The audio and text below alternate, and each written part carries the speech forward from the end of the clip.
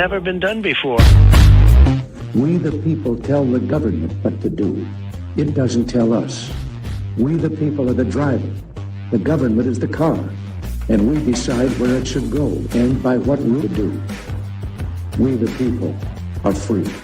And I hope we have once again reminded people that man is not free unless government is limited.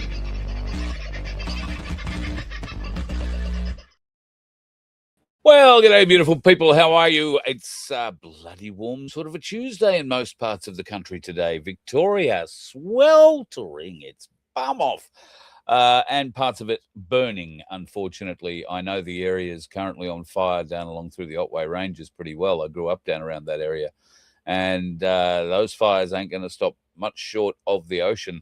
I'm not sure, I haven't been tracking today, but they did have an act and watch out for areas like Anglesey, down along the Great Ocean Road, and Port Campbell, I think, was just out of the reach of the fire, and the wind's blowing the other way. But it sort of started on the edge of Colac and is taking out a huge portion of that Western Victorian area. There are many centres set up in both Colac and Geelong to take in people who have had to evacuate. So our thoughts are with those people. And belatedly, I'm very sorry, I forgot to mention this over the weekend or in the show that we did yesterday, what's happened to our brothers and sisters in New Zealand. For those of you that aren't aware, there's been a massive, or a couple of massive landslides, and it might be understating a little bit what's happened at one particular site. It's not a landslip, it's a mountain that has slid down. Unfortunately, where it slid down was onto a holiday camp that did have a number of holiday people staying in it, from tents and caravans through to motorhomes. There are some very disturbing stories coming out of witnesses, from witnesses to what happened there. Certainly, the land slippage would be hard enough in itself to deal with. If you were at least unaffected or not injured, you were going to help those who were affected badly, and that happened. There were a number of people trapped in a toilet block that had been relocated quite some distance with the slippage of the mountain down the hill. They were trapped in that toilet block, and they were calling for help and assistance. The locals or the other campers who were there immediately, the civilians, immediately leapt into action. But unfortunately, there are now stories emerging that when New Zealand authorities got on site, they stopped the civilians from working to rescue the people in that toilet block, pulled them back off the site, declared it an unsafe site, which, duh, and then sat there until somebody made a decision that it was safe to go in, by which time many, if not all of those people, had stopped screaming, had stopped yelling for help. So I haven't found out exactly what happened with that, but a truly, truly horrible event that's happened in New Zealand. And it's not the only one. Thankfully, not a huge loss of life in the next story I'll tell you about, which is happening in Sicily. Now, in Sicily at the moment, there is a 5-kilometre long piece of the Sicilian coastline that has simply fallen off the island. And yes, there were a number of houses, a number of constructions, buildings, all sorts of things along the cliffs, along that 5-mile area. It started out as something that was about 1 kilometre long, but it has now progressed, and you've probably seen vision on mainstream media where half houses are hanging over these cliffs. The people of the small town that this is drastically affecting, clearly, this is life-changing for them, and it doesn't look like this erosion, this collapse is going to end anytime soon. In fact, they are predicting a major storm that will be bringing a huge amount of rain and ocean to that particular face of the island, and they're expecting there to be a great deal more subsidence. It's dropped in some areas sort of 30, 40 metres, 100 feet or more. and there have been large fissures opened up on other parts of the island. Also, over on the mainland, if you like, in and around Naples, more fissures opening up there with the Campi del Fregri, or whatever it's called. That is a huge supervolcano caldera, which encompasses a number of major Italian cities, Naples being probably the most significant and largest of them all. So, a lot of earth grumblings going on at the moment. And if you are following many people who talk about earth grumblings and rumblings, they're probably telling you that you can expect a lot more of them. And the earth seems to be gearing up for some sort of volcanic event. Now, depending on which one of these people you follow or watch, you're likely to be traumatized by some of them because they speak of it in such really frightening terms. Others don't speak in quite as frightening terms. And certainly, should the worst happen, it would be a very frightening event. Be prepared, do the old Boy Scout thing. I mean, not with the Boy Scout leader in the tent. I just mean be prepared. But you know what I mean, I guess. So, yeah, there's all of that. All right, let's have a little bit of a look at what you've got to say today. I see Gomez Adams is back in the house. I love seeing that name, Gomez Adams. Hello, Connie. You were first in the house tonight. Lovely to see you. Judith and John, the gorgeous Sunflower and Rick. I hope you guys are going well. Tony, how's your feet, brother? A big round of applause, folks, in the chat for Tony. Tony is, of course, our stringer in Melbourne. What does the stringer mean? It doesn't mean that he, drags around on a piece of string various rounds of people and sandwiches and beer, unfortunately. What it does mean that he goes and supplies pictures from events happening in Melbourne, but around Victoria for us at his own cost. The only thing we've supplied him is a couple of smiles, a little bit of hope, and a T-shirt. But he does a magnificent job on our behalf, and I can't thank Tony enough. So, mate, thanks for everything you did yesterday from the Melbourne march. It was interesting. We were discussing it at the time. The Melbourne march started at Flinders Street Station and was expected to end at Parliament House. Now, from Flinders Street Station to Parliament House, there's sort of a quick way of getting there, and then there's the way that they went yesterday.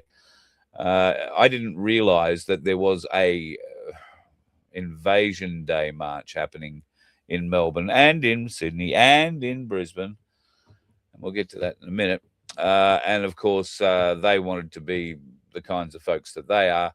So the Invasion Day march started in Melbourne at Parliament House and was marching down to Flinders Street. So what they did is had them walk a huge distance from Flinders Street, basically walking west, a number of city blocks, up, turned north a number of city blocks, then turned west again and started heading back towards the Parliament House. It was a huge walk for a group described in Melbourne in size as, maybe 5,000.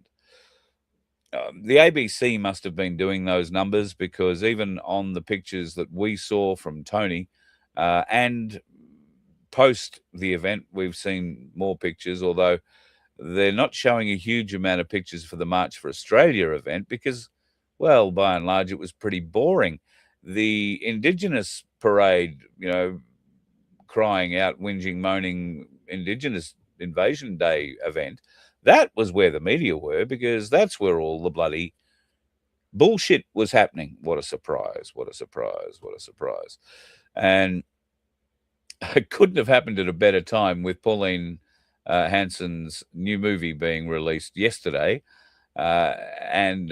Yes, I have paid my $14.99. I have successfully managed, after a number of, can't figure out why, attempts, to actually get to watch it. I think I've probably paid for it twice, but I don't mind, because it supplied so many laughs. It's worth paying for twice. I think I know the exact moment. You've probably heard already, Holly Valance has done a song based on one of her old hit music songs, by the way, called Kiss Kiss My Ass. It is just a stunning song, hilarious. But apparently when Holly saw it, Pauline is quoted as saying that she watched the movie basically the day before it was released to everybody else, and she spat water across the room at one particular gag. I reckon I know what gag that would be because I did about the same thing. And it has something to do with the burqa. I'm just going to leave it. Many of you will have seen it, I'm sure, and you're probably talking about it in the chat already. But from a perspective of how does it present for the Australian people, I think it presents very, very well. Pauline is the heroine of the movie, but she doesn't play a large role in the movie. The four individuals that do play a large role are bloody hilarious and are done so well, including Princess Stacey, who I must say is just a creation. The only thing Princess Stacey was missing, I think, was a fart joke at the end. But I've got lowbrow humor, and those of you that have seen the movie, you'll understand what I'm talking about. Or if you don't, that's probably better for you. Who else is in the house tonight I haven't said hello to? G'day, Daniel. I'm merrily scrolling down through the chat and looking at things. I'm not saying hello to anybody. Andrew D. Smith, nice to have you in. Bulls Nuts, good to see you back in the house. I think it's been a little while since I've seen you. Toxic. And Dave, the distiller, is back in the house.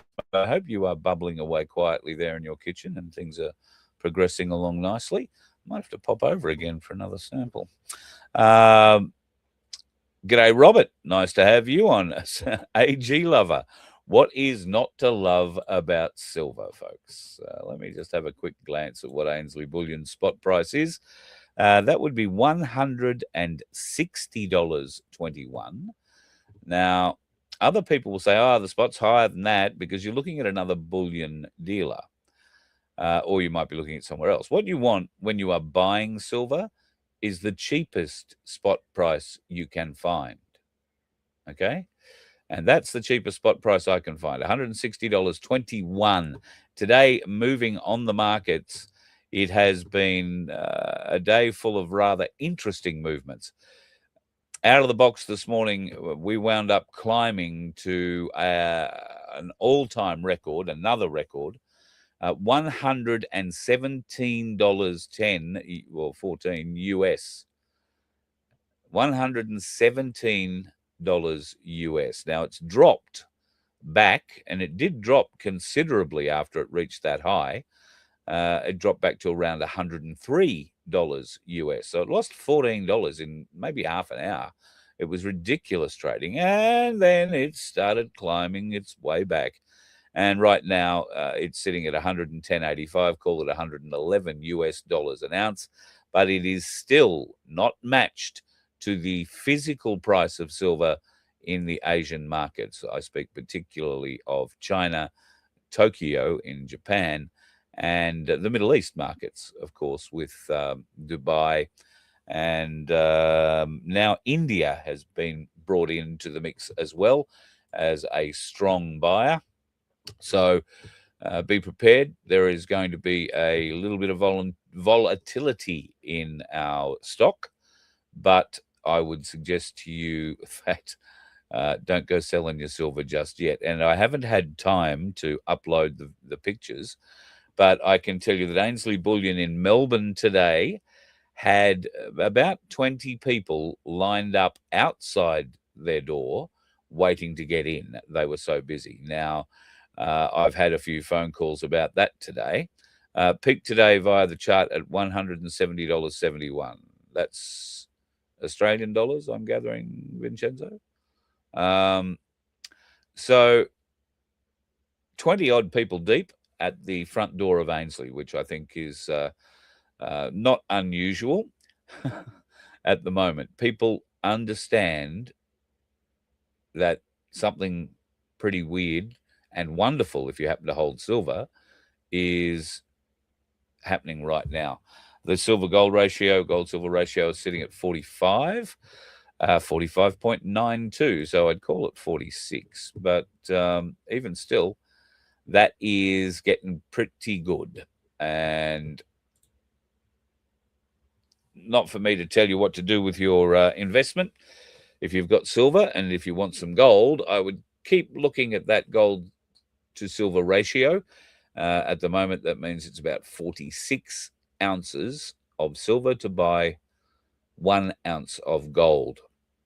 Keep your eye on that ratio. It gets down to 40, maybe 38. If it gets to 32, you're basically at 1 for gold. And, well, not quite 1 but you know what I mean. It's a very exciting time. And even conservative market proponents who ordinarily I would never watch because they are so dry, but American market professionals who are doing these sort of blog posts on the market and have hitherto been dead silent or dismissive of what's been going on in the bullion markets, and particularly on the COMEX, well, they've woken up. They've woken up with a hell of a shock, and they've started. Panic is a strong word, but you see the way that they are energized about reporting about what's going on here. They don't understand it because it's something out of market norms, and everything the market would normally be able to do to stop this has failed. So it's new ground for many of them, and I think it's that wake-up pill, if you like, that many of them need. New details coming to light about the quantum financial service or system as well. The QFS, I've heard, is due to go live and public on the 1st of February. But we've heard a lot of dates in the past, haven't we? So let's just sit back and wait to see what happens on the 3rd of February. Now, today, I've talked to you about how hot it was. Now, I'll be honest, it was only about 37 degrees where I am today. But in Victoria, anywhere between 40 and 45 was the norm. I got a message from Pete from Pinaroo with a picture that said 53 degrees. 53. So that's on the Victorian South Australian border. It was like 46 inside, 53 outside. Unfreaking believable. Did you go for a swim? Anthony Albanese was caught going for a swim. Might have been shortly after the screening of the super progressive movie, where an older Albo, I must say, because he's had a daughter. So he's a little older in the movie portrayal. Robert. I remember you, Robert. Absolutely. Thank you again. I don't think I'm going to be getting too many silver rounds put in my hand anymore. Not at, what are they? $180 each, I think, if you're going to buy an Ainsley 1 ounce round at the moment. So I do thank everybody who did cross my palm with silver, so to speak, over the last few years. I have pretty much, I think I've got everything I was ever given. I think I've had to sell everything I ever was able to buy for myself, and have slowly been able to buy a little bit here and there. So I'm enjoying this ride from a perspective of how frustrating it is that I didn't get in on it much earlier.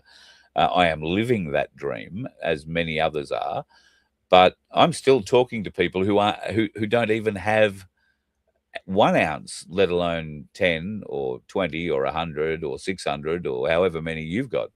And they're still, oh yeah, silver, oh yeah. Okay. I don't know that I can help you any further. I've been trying, but anyway, let's get on to what happened yesterday. And I think yesterday in Melbourne, really great march, some really great speakers, which thankfully, and thankful to Tony, we were able to hear. Also, we were able to hear and see some great speeches from the march out of Sydney. Beck Freedom's speech, I thought, was very, very good, along with a number of other people who stood up on the stage in Sydney. Then there, of course, was the Gold Coast event, which, by conservative estimates, had 3,000 to 5,000 people marching down along along the Esplanade to Cavill, where speeches then happened under the Surfers Paradise sign, I think, and people gathered on the beach and up into the mall, so they could enjoy their Australia Day in Surfers Paradise. I've got to say, one thing that impressed the bloody hell out of me was the number of young people getting up to speak at these events. Gold Coast is notable because I think there were 3 or 4 young men who got up to speak, and they spoke powerfully. They spoke with great wisdom, and I was really, really chuffed. I'm starting to sound like my father now. Oh, those young people did so well, and I hate that, but they did. The fact of the matter is, and I'm sure you're the same as me, you don't expect young people these days, by and large, and I'm speaking in broad terms here, to be able to speak. I mean, they can usually throw a few coherent sentences together, like, give me the latest whatever drink fad it is, or food fad, or, are you playing this game, or whatever. But you don't expect them to be able to articulate terribly much beyond that.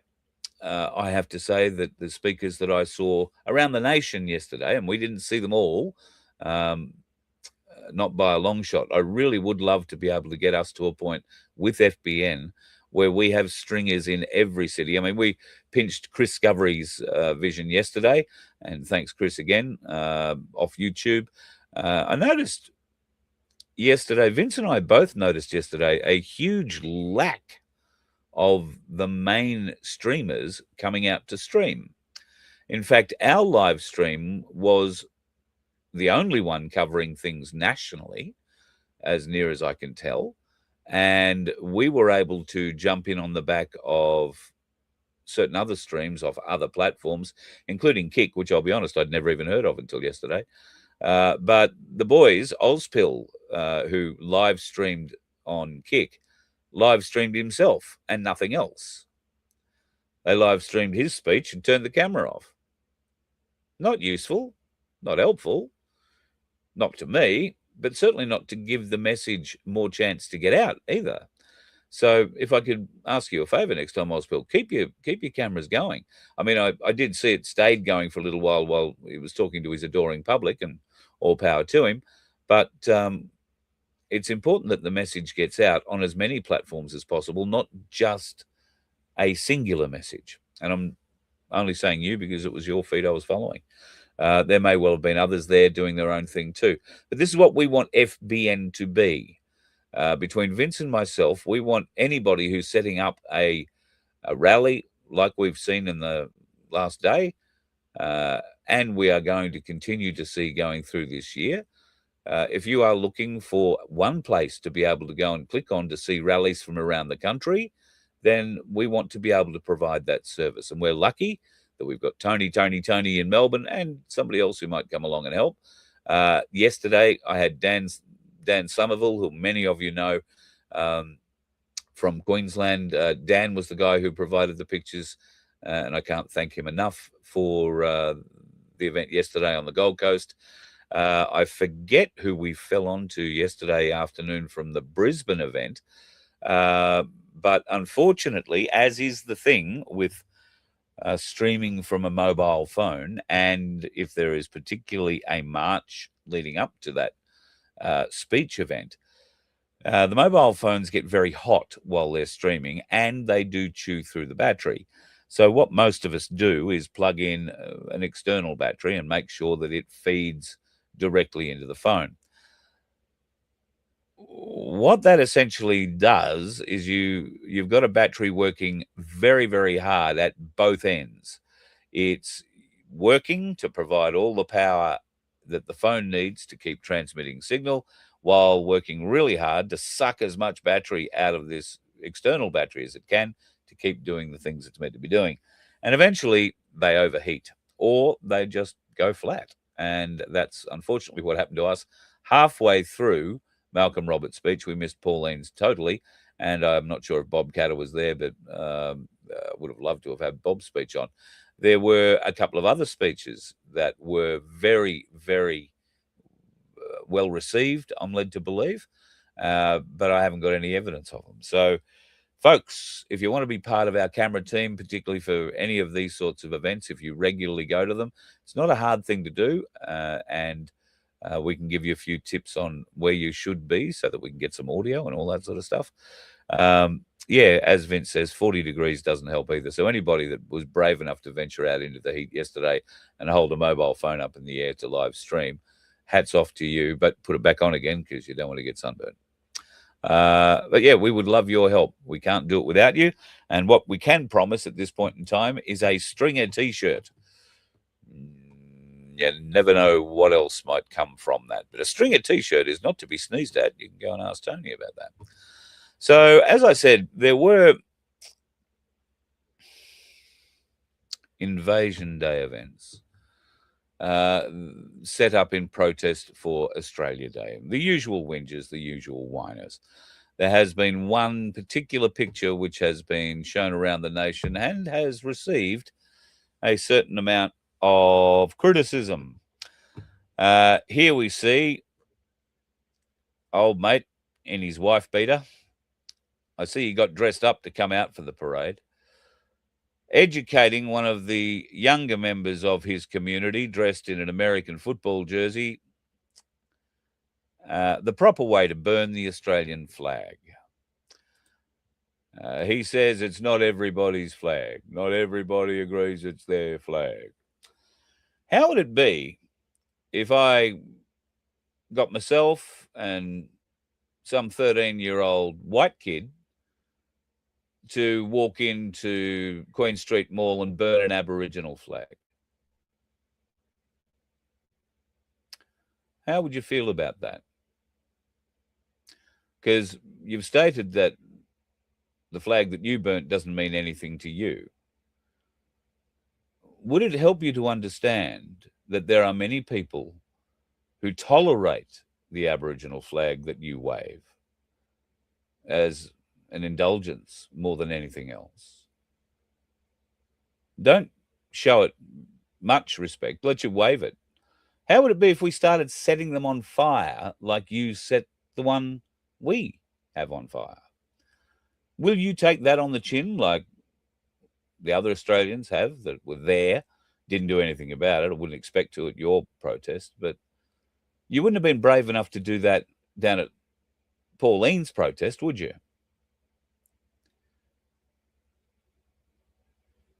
So, thank you, old mate. Mujiri or something this fella's name is. Thank you for educating Australia that it's okay to burn flags you don't agree with. Anybody know where I can purchase an Aboriginal flag? They're pretty hard to get. If I was to ask for an Australian flag, I'd have 50 of them sent to me by good, loving people like yourselves. I guarantee if I ask for an Aboriginal flag, I won't get sent one. So this fella has been able to teach the young bloke, filled with American culture, I notice, not Aboriginal culture. That's I'm pretty confident that's a Gridiron T-shirt that he's wearing. Unfortunately, he's got the right idea, I suppose. He's got the same sort of paint they put on their face, the Gridiron football players, but they put the black stuff on their cheeks to stop the reflection of the lights up into their eyes. So I'm imagining that young fella is maybe trying to do the same thing. Aboriginal flags, folks. And do I have to have a wife beater on to set it on fire just to stay in theme? I'd hate to upset anybody. Let me know, carl@vofhq.com. And if you want to abuse me, see if I care. I'm a bit like Pauline in that matter. Does not worry me at all. And you will find out that in the Super Progressive movie. Now, you are not going to see a Super Progressive movie in the cinemas unless you've bought tickets to go to the state release, if you like. Brisbane's was last night. I'm not sure where it is tonight, but they're doing Brisbane, Sydney, Melbourne, Adelaide, Perth, Hobart. I want to say they're doing Cairns and a few other different places. So it'll all be knocked over by the end of this week. But you can get the movie online now.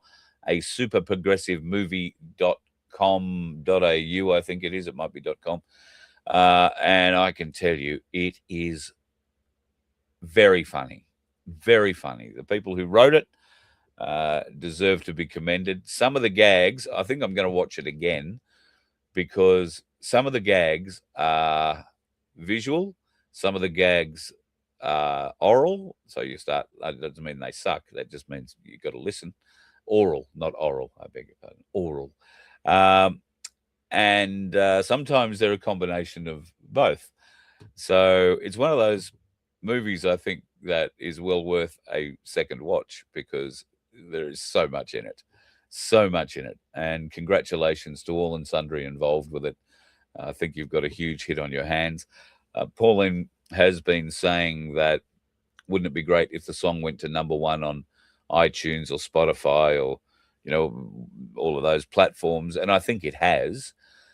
She said then Triple J would have to play it, the Holly Valance Kiss Kiss My Ass song, in their Hottest 100. I don't know that that's going to happen or not, but it will be interesting to see whether or not the ABC or, well, I'm pretty sure the FM radio stations will pick it up, even if they only play it as a joke. They'll be playing chunks of it. In fact, I'm pretty sure I heard it this morning on some of them.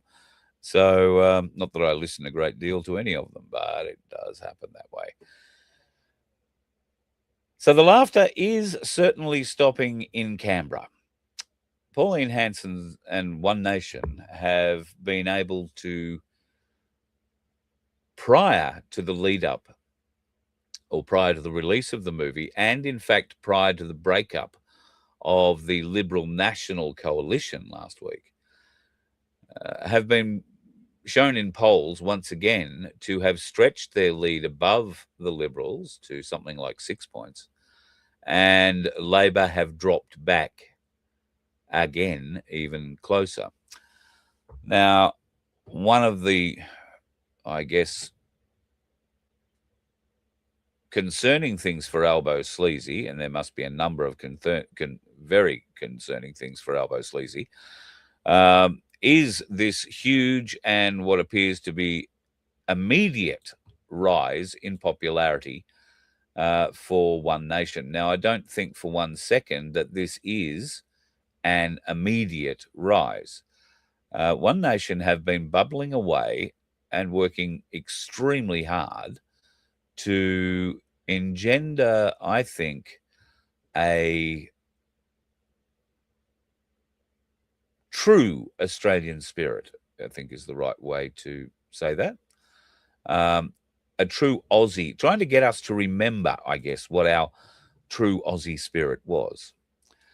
Unfortunately, the governments, the bureaucrats in particular, who do come in for a mention in a super progressive movie, they are the problems. Now, Pauline in the movie comes across as the Prime Minister, and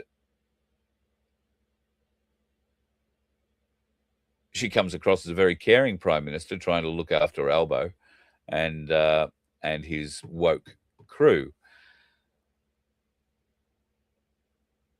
There is nothing that the character says in that cartoon that anybody should find offensive. Most Australians will find what that character says direct and honest and true more than anything else. So I think One Nation have been extremely smart, and the producers have been extremely smart in making this a streamable movie, because you've got to pay $14.99 to watch it. Now, those who would detest One Nation and would detest Pauline Hanson would more than likely refuse to pay the $14.99 to watch it. So we'll be hamstrung a little bit in how they can attack it, because they'll only have limited knowledge of what's actually in it and how the story works. They'll only have access to the trailers, if you like. So we'll have to wait for enough of them to get their next dole check to come in so that they can figure out if they can spare $14.99. And I've been in that position. I am in that position. I had to think long and hard. Can I afford $14.99 to watch this? But I thought it important enough that we needed to talk about it. I needed to show you, needed to tell you. I can't show you because I think I might break a few things if I show you copyright-wise, so I won't. But all I can say is I urge you, regardless of whether you're a Pauline supporter or not, I have not laughed out loud at any movie, let alone an Australian movie, in I don't know how many years. This thing has been written in a truly Australian humour style. The rest of the world are probably never going to get it. And in 20 years' time, we might look back on this movie as a bit like we look back at Foot Rot Flats, the movie, which I still think is one of the best cartoons ever made. But anyway, when that came out, this, I think, has the ability to change and help one nation win over a nation. There will always be the haters, but this is one of the best political ideas I think I have ever seen. And I think it's going to make the Liberal Party suffer badly. The Uni Party are, I think, very soon to lose one of their leaders. Susan Ley is predicted to, well, I'm hearing two things. They're trying to get her to resign so they don't have to oust her in a party room bloodbath. They're saying it's, the better part of valor, except that it's going to happen, and take it gracefully, wish everybody all the best, take a step back to the backbench and, spend a few months there, and then we'll have you back up into a ministry job. There's a certain amount of resistance to that plan, I'm told, and she plans to fight to the bitter end for a leadership that in Liberal circles increasingly, but certainly through national circles, is doomed if she has anything to do with it. Increasingly, though, the Liberal Party are starting to realise that the death certificate has been issued, and the lady from White Lady Funerals seems to be resisting the paperwork. What can we do from there? I don't know. Oh, quick pick from yesterday. This was an image taken of the M1 highway. I think it was around Oxenford, Helensvale area. Somebody had gone to great expense to hang Australian flags on each panel of that fence overlooking the highway, until this fella turned up. Now, don't be enamoured by his high vis. This numpty is not working for the council and didn't remove the flags for any other reason in that he didn't like them. At least that's what we're hearing. But we would like to know who he is so that we could find the flags and have them returned to their owners. This fella has committed theft, if nothing else, and here he is trying to lecture the people who pulled him up on Australia Day to say, mate, WTF? I mean, seriously, dude, what are you doing? So there's plenty of people I know on the Gold Coast that watch this show. Plenty of people, I would say, around the Ormo, Pimpamar, Helensvale, Coomera, Upper Coomera areas might know a mullet like that. And if you do, then, well, by all means, send me the details. I'll pass them along to the police on your behalf. But I do know that there are some interested parties who would like their flags returned. So if that's possible, let's see if we can make that a reality. That'd be bloody great. We were talking about Bob Hawke the other night. We talk about him a lot, but never usually in high regard. And tonight, I don't think that's going to be any different. I was talking about my time in Canberra where he was still Prime Minister, and they had a little room for him at the Canberra Casino where he could go and drink and spend his money, or our money, or whoever's money we're paying for that night. And then they'd whisk him out the back blind drunk, and not through the public entrances. He never got seen blind drunk. But people have reacted, and they've also gone on to mention that he was part of so many other things. Well, there are some historical references available here. Now, a picture in a fraction of a second does not necessarily give you the entire story, but I'm not completely sure what that fella on the left there is trying to do to Bob's ear. And I'm not completely sure what the woman that Bob seems to be nuzzling into is well, doesn't look like Hazel, put it that way, or the other one that he married. What was her name?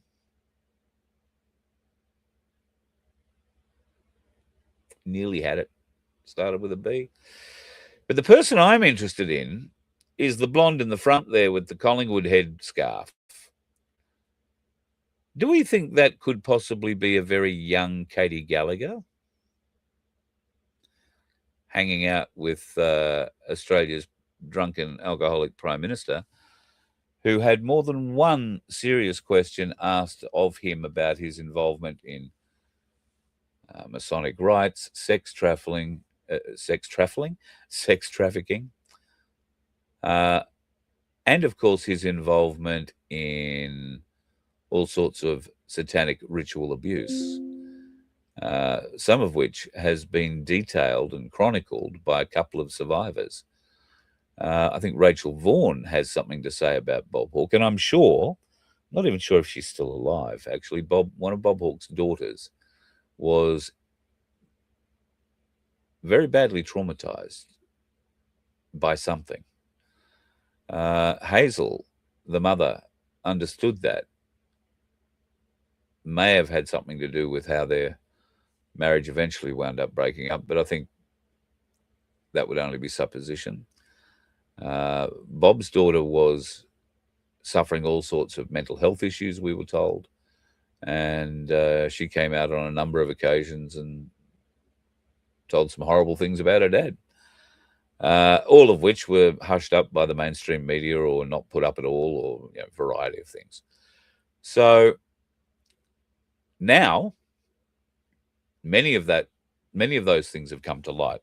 Bob's involvement in all sorts of things have come to light.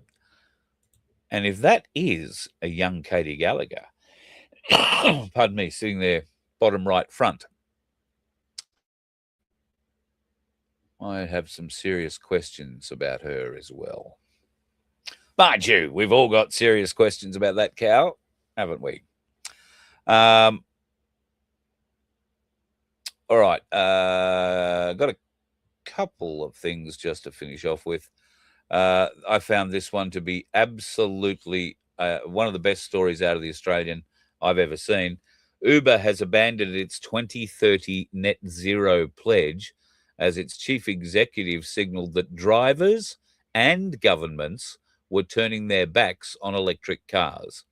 Then best-selling thriller author John Green told me yesterday that hundreds of state-of-the-art electric buses in SDL can be remotely switched off by the commies in China. That is absolutely true. There is one American city who bought, I think, 40 or 60 of these new buses, and when they found out that China could turn them off with a flick of a switch, they parked them up and haven't been able to sell them, but they're not using them. So Uber is going back to petrol, people, or diesel. And by the sounds of it, electricity is not a favored use for many in the Uber realm. I guess because if you get a good Uber day, you're going to need to find a charger and be on it probably about the time you want to be out on the road. And these things don't charge in 5 minutes now, do they? Oh, no. No. All right, before I go off tonight, I just want to leave you with a picture which I think is truly beautiful. This was yesterday morning at Roxby Downs. This was as the sun was sort of coming up at Roxby Downs yesterday morning, and it turned into this. Thank you to the boys out there who are updating me with the job and obviously the heat out there. Bloody hot day out there today, folks. Enough to make you sweat from parts of your body that you didn't know you could. And I had one of those as well. Wouldn't get you an electric vehicle, lady. That I am very pleased to hear. Neither would I. We've got a lot more suggestions coming through on our webpage, vofhq.com. That's vofhq.com. What do you think Pauline Hanson must do to gain the people's trust if she was given the privilege of governing this country? What would she have to do in the first term of that government to guarantee that you would vote her in a second time? What are the KPIs, the key performance indicators? And I did see a number of new ones that have gone up today, all of which are very valid. I'm going to need to have a talk with Vince about this at some stage to see if we can put these into some sort of a list and allow people to develop, a top 20 or a top 10 ideas that we can then push forward, if you like, if it's the right way to say it. We can then push forward to One Nation, whether or not they choose to read them, do anything with them, accept them or not, who knows? But it will be our little way of trying to help. There are other little ways we are trying to help. And yes, I know you probably just fell off your poof. That's the thing you put your feet on. When I said I'm helping. Well, I'm not really helping. I've offered in one particular regard some advice and an article, a thing, not an article like a newspaper article or anything like that, but a thing that they should very, very seriously consider putting to use over the next 2 years leading up to the next election. Some friends of mine have come up with this thing, and all I've done is make some introductions and try and kick open a gate for them. But I do believe this thing, should One Nation choose to use it, has an ability to unite the country, but more specifically, it has an ability to unite all of the lesser parties and potentially unite them around a One Nation bid for the lower house. So for that to happen, for Pauline to become Prime Minister, if you like, a lot has to happen. But for One Nation to gain leadership, and let's say Barnaby, who already is sitting in the House, retains his seat at the next election, and there is a number of others, certainly enough to be the majority in the lower house, elected under the One Nation brand. Barnaby, at that point, I think, would become the Prime Minister. Pauline would need to make the decision either prior to the next federal election to resign from the Senate. She would have to resign from the Senate, and then she would need to try and win the seat. And where is she? She's in the Scenic Rim. So Buckholz or somebody like that is the bloke she'd have to knock off, a Liberal, probably not difficult, but they would put a huge fight against her, because to have and they've done it to her before, to have her try and change houses and not get her elected in the new parliament, it kills a bird beautifully. 2 stones, gets her out of one house and stops her getting into the other one. So she's a wake up to that, I would have thought. And hopefully that's not the way. What could happen is that we could see the Nationals come together in a coalition with them.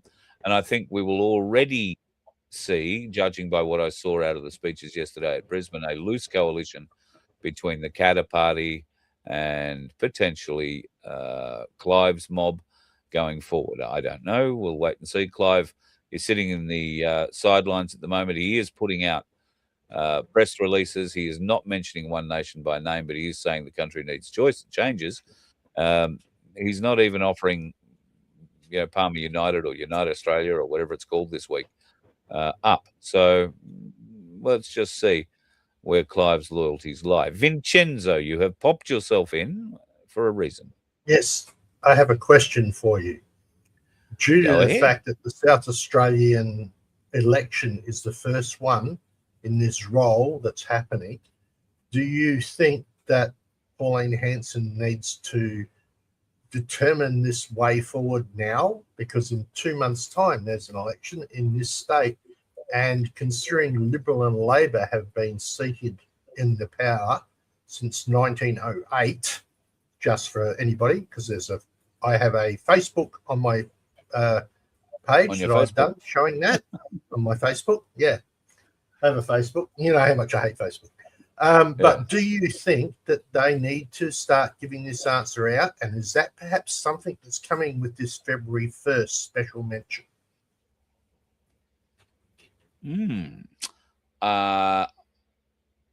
I think that One Nation will now very seriously be looking at every state. The way to federal control is state control. So that is the usual path where political parties wind up gaining some traction in each of the states and wind up holding power. One Nation needs to put people up in every seat in Victoria and every seat in in South Australia. South Australia being the first election, I think, this year, state election, and I want to say Victoria is the second. They need people to go up in every one of those seats. Now, Vince, when is the South Australian election? I want to say it's in March or April, isn't it? Yeah, March. So we got 2 months, basically. So unless One Nation already have a large group of already pre-vetted One Nation candidates for South Australia that all happen to happily live in one of the areas that they can stand in a seat, like they all don't live in Adelaide and they all don't live in, you've got to cover every seat essentially to give yourself a chance. Then yes, if One Nation were to win, they don't even have to win, have an overwhelming win. I think in South Australia at the moment, is there one Nation politician? There used to be Susan Gaines. I'm not sure that was in the Senate, but I can guarantee at least 2 seats that I know of. That's the one that I'm sitting in, and Elizabeth, both have their One Nation candidates living in those areas. Okay, so provided you can get enough of them doing that, and even if she could get half a dozen elected to the South Australian Parliament, not necessarily winning, not even necessarily gaining the balance of power, it would put a rocket up every other state and the federals as well. That would frighten the bejesus out of them. And if she came through with more than half a dozen, you would see all sorts of accusations coming out in the mainstream media. They're already doing it, but it's gentle by comparison to what they will do should One Nation actually look like they can be a serious contender to lead this country. Carl, they said One Nation is going to put up candidates in every seat. Yes, I know they said that, but then it comes down to the quality of those candidates, and it also comes down to what are you going to do to support those candidates, Pauline? Now, Clive Palmer put people into every seat in the last couple of elections, but didn't support many of them. And when I say didn't support, he said, yeah, go for it. Go hard. I'll give you a few cornflakes, or I'm going to charge you less for those cornflakes. Because he knew in many regions, these people didn't really have their heart in it, would be the first one. Oh, I'm doing it as a favour to a friend. Oh, I'm never going to win, so I'm just giving it a go. And if you're approaching it with that attitude, then of course you're never going to win.